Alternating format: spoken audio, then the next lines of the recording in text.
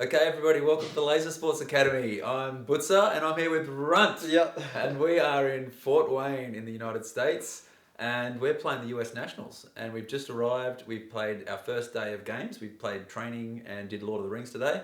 And we just wanted to sit down and chew the fat and have a bit of a chat about what we experienced today because it's just so different to what we've experienced previously. So, yeah. Runt, talk, man. So first of all, huge culture shock. It's so different. I think the biggest thing that framed everything for me and made me really understand what was going on was the IR levels. So the IR levels of the packs, H2 in Australia, default H2, it's still a cannon compared to these.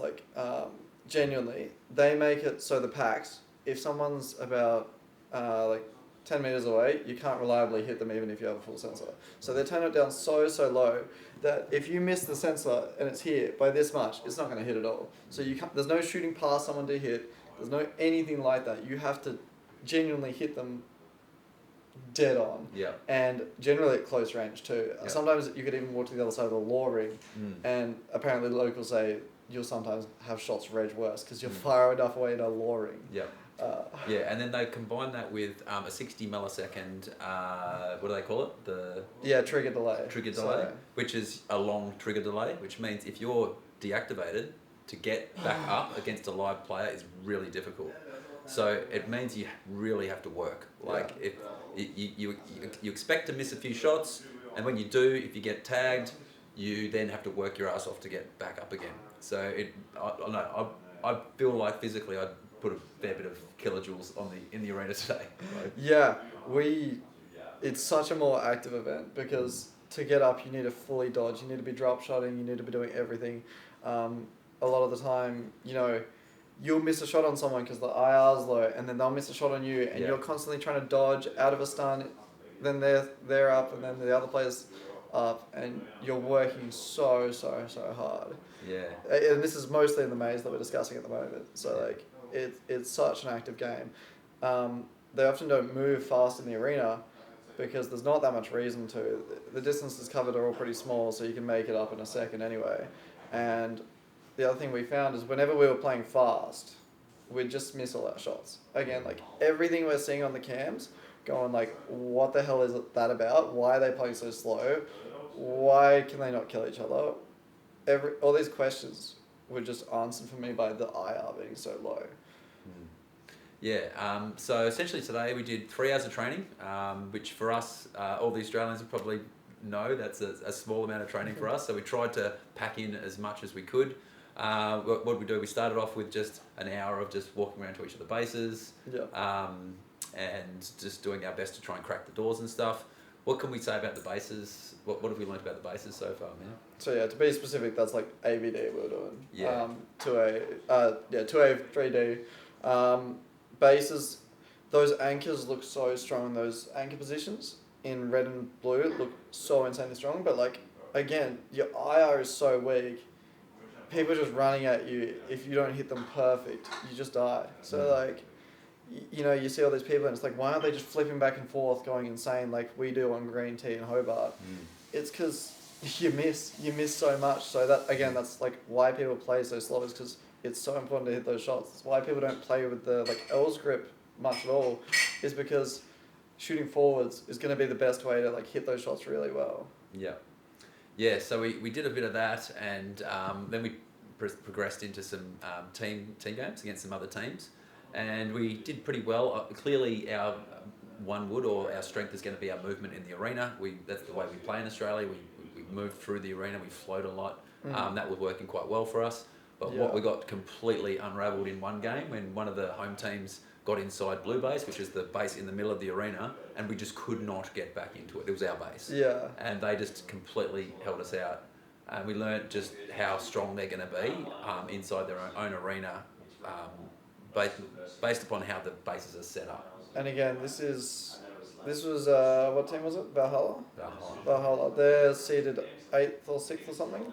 I think they're a bit higher than that. A bit higher than that. So we generally beat them by a little bit, but destroyed us by like 20, 30K or something. Like, Yeah. they They essentially held it and cycled their team through one at a time. We couldn't crack them out once they got in there. Yeah, so their ability to control our base really, really well. They did arena control and just pushed to these positions which just absolutely ruined blue. So like, I think a lot of people were expecting us to come here and dominate. We are not going to be dominating. It's going to be really hard fought. Yeah. So there's two of the bases that are kind of set up like a T, so you can have a player facing right and a player facing left, and you've got like an alley where people are coming in towards them. So that's the base that we got held out of, and they're just extremely strong because as much as we tried to dodge on the way in and use some of the little nooks and stuff on the way in, they just knew all the angles and they were just exceptional in there. And then there's this green base, which is like much longer and has some more peculiar play style to it. It kind of looks like an early favourite of ours. You have to tune into the stream to see how that one plays. We're still figuring it out, of course, because we've had limited training time. It's the sort of base though where the strongest spot is one where you can like manage your senses and like lean out and watch both doors, but have like a lot of risk if you don't manage your senses perfectly. And like you can watch both doors, flip shot back and forth, and then like shoot over a 3/4 height wall and stuff. And dash to pockets whenever you get stunned. It's really, really complex, and it's got so much decision making in it, and it feels awesome to play. It's not insanely lockable. It's really, really good. And again, because shots are so hard to hit, you know, if IR was higher, it would be so much weaker than the other bases. But because of the IR, if someone knows what they're doing in there, it can be just as strong as any other base. Yeah. Even though the other two bases are just set up so defensively. Yeah. So my role today was playing a bit floating, with like a third defender floating out, and you can, so basically the way the arena's set out is you've got two bases kind of at each end and then one kind of in the middle, and green is at one of the ends, and you can actually float all the way over to the far base pretty easily and get back in time if you hear a defensive call. So the floating in this arena is going to be really good for us. Like, you're going to have to work because, like we were saying before, if you have a person who you have to come up against in the floating role and you have to start playing Lord of the Rings against them, you're going to be working.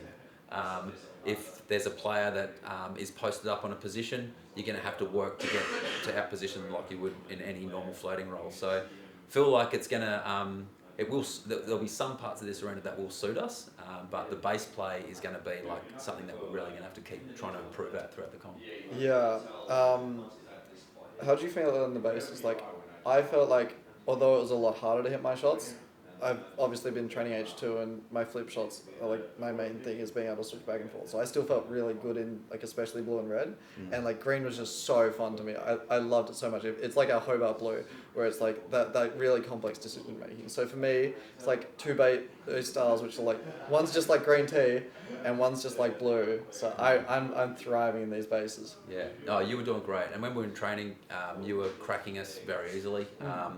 So yeah, for me, I'm still picking these bases up. I'm just trying to take as much advice from yourself and Holmes because it's probably not my strength is these bases at the moment, but I was getting really good field points, good tag ratios. So we have prime Bootza back. So if you guys are expecting myself and Holmes to go crazy, it's going to be all Bootza because the thing about 60 MS lockout is attackers, if you're in the enemy's territory, you're just getting put in the bin. Like, to come up against black packs in the open and with these lines of sight from defenders and stuff, it's not friendly at all. So it takes so much grinding and winning multiple duels to like crack a base on this. Yeah, so whoever's in the floating role, it's going to be their job to get 150 to 200% tag ratio and accumulate tags, because if you're on the front line trying to attack, you're going to be coughing tags up. So that'll be our game, is trying to get the balance right. Trying to, we can't fall too far behind on bases. We need to be accumulating, but we have to be accumulating tags the whole time as well. So, as we start pushing bases harder, we're going to be giving up tags. Like, it's going to be one of those things. You cannot punch through the doors without copping a few on the way in. So, that'll be the game, is trying to get the balance right for us, and just incrementally improving our base play throughout the comp. We've only had 3 hours training as well. So we're going to be learning the positional play and the floats and all that kind of stuff as we play throughout the round robin. So yeah, that pretty much sums up. Anything more you wanted to add for? I mean, we should talk about law, right? Yeah. Before I was going to say anything more you want to mention before we head into law. Maybe. Yeah, I think it'll string us nicely in there. I think as like Australians watching the Euro champs, not knowing like how good Team Destroyer actually is, I think versing Electric Fire really put into perspective how good they must have been, because Electric Fire, they're all just like these young guns. They just feel like Wolfpack, right? Like the fact it's like four incredibly like tall guys that are just so crazy on the packs. Yeah, they get like really close. They black pack you really well. It's so awesome to watch them. They're all super athletic. They're all young. It really does feel like the new Wolfpack coming through. And then you had Team Destroyer would be like 5 places above them, and Germany's team must be going amazing right now. Yeah. So exciting times for Euro champs. There's a little bit of a plug for the European Championships as well. Not that we're going to need to plug it, because we're going to need to, like, it's getting so hard to get into that competition, but it's shaping up to be like one of the best comps we've probably ever seen, actually, I think. Yeah. Moving on from our team games, we finished training, went and had a bit of a bite to eat, came back, and we got into Lord of the Rings. I think there was around 40 or 50 competitors in Lord of the Rings, something like that. Yeah, 40 or so, and then like cut down to half. Yeah. So yeah, it was 4 rings. They had a cutoff of roughly 40% went through, I think, round 2. It was 20 players went through out of 45 or something like that. Yeah. And it was like, we had some comments in some of the local chats in Australia. Where are the refs? What's going on? So let's talk about that a little bit. What was it like playing today, man? The culture is so different. And for context, last night we were at like a barbecue chilling with everyone while they're just casually lighting fireworks above the house because America. But 4th of July fireworks left over, so they're like just firing off skyworks. It was great. So people are just playing lore under there, and the American culture is you just play lore for like hours and hours at a time. Like people were just chucking on packs that they brought from site, and they just play for like 50 minutes at a time, just playing lore against each other, not to win or anything. They just love the game so much, and they're so good at it. I remember looking over and being like, who the hell are those guys? They look absolutely insane, so much better than like all Australians, respectfully. And Moomin just goes, oh yeah, they're like some new players in the USC. And I was like, okay, cool. Yeah. So everyone's going to be insane then. So we're coming up against that in round 1, all the way through. It was different. Like clearly in Australia we have much stricter rules. Yeah. So there's no refs, which is like, there was like maybe 1 ref per game, just kind of looking over from a distance. Their job was mainly to just like, if you step out of the ring, you're going to get a tick. But they don't really police. Yeah. I also stepped out of the ring or something. Oh no, I had a collision or something. Yeah. But the refs, they're not policing covering that hard. But also remember, they play on a different rule book. The covering interpretation guides that we're so used to in Australia, they're not the worldwide rules. It's in most countries, it's completely legal to fully frame your pack like this. Like this is completely legal play. You're allowed to lean back while you do it. In a bunch of countries. Yeah. So even if there were refs like really really paying attention, most players were playing within the rules, and people like chucking an arm up. It was like in Australia, it's like these guys are egregiously covering. It's like, well, no, these guys that are probably the worst for it are like they're only going like a bit past the line that's already like legal. Yeah. So like it's by Australian standards it'd be like a slow transition or like some lazy arms. Like it's a minimal jump. Like it's like because you know what to expect, because it's consistent. Like you come up against a player and in Australia, they bring their arm across, but it's at a level where in Australia you would get penalised, but here in America that's like an acceptable level of bringing the arm across. It's only a slight amount, but you just get used to it. It's just an adjustment that you make. So because the American players are so up for Lord of the Rings, and for me personally, I felt like because I didn't feel so pressured by having to not break a rule, because it's a really heavy penalty to cop a tick, right? You get 3 tags added on. So I felt like I could just relax into my game a lot more. So, as small players, we don't have the ability to like swing our arms around as much. So we're doing a lot more chaotic play, you might say, like throwing our bodies around. And I probably stood on a few people's feet today. Like I did several of things that would have got me penalised in Australia that didn't get me penalised here. But I felt like I was able to play at a level which was at my peak level today, because it felt so much more in the zone, because you're not going, I need my arms to be here and then I need my arms to be here. It's like you're just like following the senses. Your arms probably get a bit lazy, but like it's just so chill. But at the same time, I would argue the competition was far more fun. It was so much fun, and it was more competitive because they're all so bloody good. And it was letting people hit crazy shots, because like in the arena where you might want some more like strict covering regulations, I don't know, but like people were doing crazy stuff. Like they'd look at you here and then they just pop their gun behind them and hit you with the IR so insanely low. I don't know how they're doing it. But yeah, like thing is, a lot of people, there were arms, like we can't deny that, but you can just be better and you can get used to it. Like Skywalker proved, his first or second, and he was just absolutely dominating all these people that played with arms in front of the pack, which again, not super illegal here, but like you just get good at it, you get good enough, you beat it, and the Americans are just really good at beating it. Yeah, it's really, really cool. Yeah. So, we had a lot of fun today. It's now nearly 3 a.m. in the morning. We came home, tried to order some food on one of the food apps, and then they cancelled the order. So we just like made something up out of the fridge, had a couple of drinks.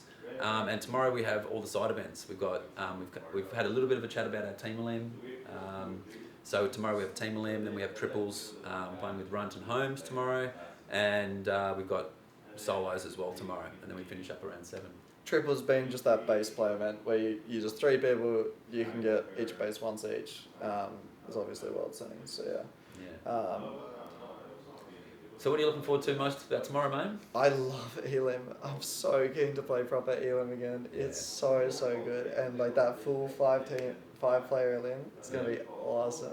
Yeah. 4 teams in the arena. I think it's only 7 lives, funnily enough. 7 lives. It's going to be an adjustment. It's like a shorter game, faster game, less sitting around. It's just going to be fully into it. And there's 10 teams total, so getting through a full, it means that there's not huge breaks between games as well, which is a really nice luxury to have. Yeah. Also, we should just mention the team's performance in law, right? I just remembered. So what Holmes got, like... He didn't make round 3. So yeah, he was like 10th or 11th or something. Yeah, so Holmes and I played in the last game, and whichever one of us won that game was going to go through to the finals. It was high. Yeah. And then how much did you win by? I actually don't know. It wasn't much. It was a tag or 2, I think. So. Yeah. And then Bootza, so they do Ascension series for law as well. Yeah. That was so cool, because you're just playing for your life. You're not playing with hidden scores and trying to guess stuff. Yeah. At that stage of the game, I love that you're just playing for your life. You win, you stay in. Yeah. It's all the magic of an Ascension series in teams. And Runt and I actually played against each other in a game which everybody loved. Like we had people coming up to us after the game going, "Man, that was such a cool game."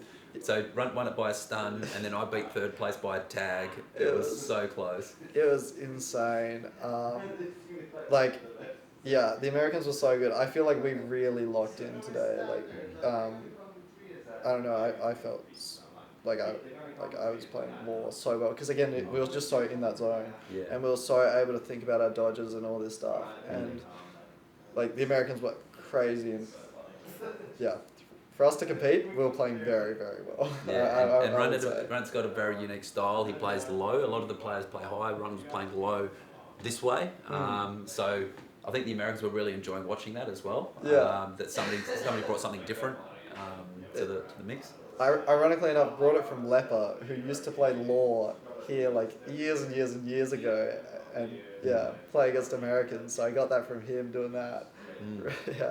Yeah, so that went well, and then so I went down. I lost the first game by a stun, the second game by a tag. So I was in the bottom track very quickly.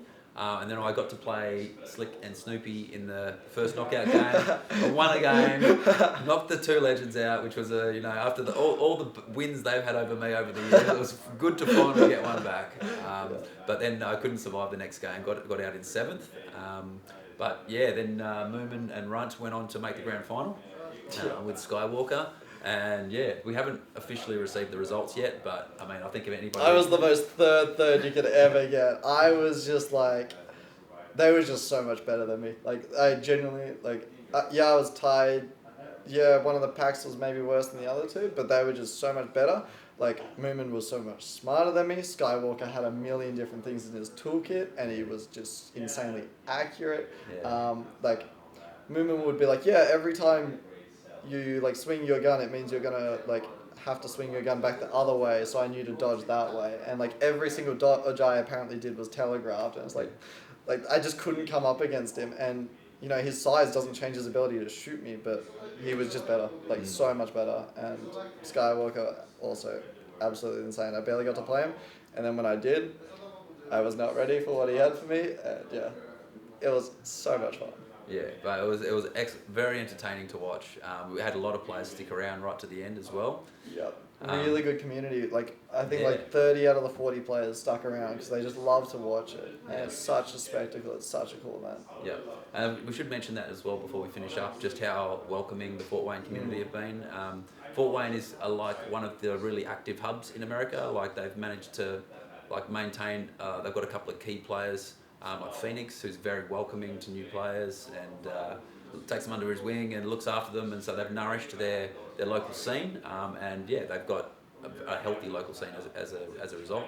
And they've been the same for us. Phoenix and Paige, his partner, held a little gathering at their place for us yesterday, so it was a whole bunch of players that went over there and got the fireworks treatment, had a barbie, played law, did the whole thing. So yeah, it's been absolutely awesome time meeting them all, and also some of the old school players that have been around since the dawn of time, who are just coming back to watch or compete. And yeah, of course we've got the legends back as well, which is amazing. Some of the old school players there. So it's been the vibe's been awesome. It's been incredibly fun, and we're only just starting. We're getting into the side events tomorrow. So yeah, we just wanted to check in and share what we've experienced so far. And so far, couldn't encourage people to get some tickets and come over here at some stage if they can get a team together. Yeah, it's genuinely been some of the most fun I've had playing laser tag in so long. It's awesome. It really is. Yeah. Cool. Well, thanks, man. Let's give everybody a break. Let's go get some sleep, and hopefully we can put on a good show tomorrow for everybody. Sounds good. Cheers, buds. Cheers.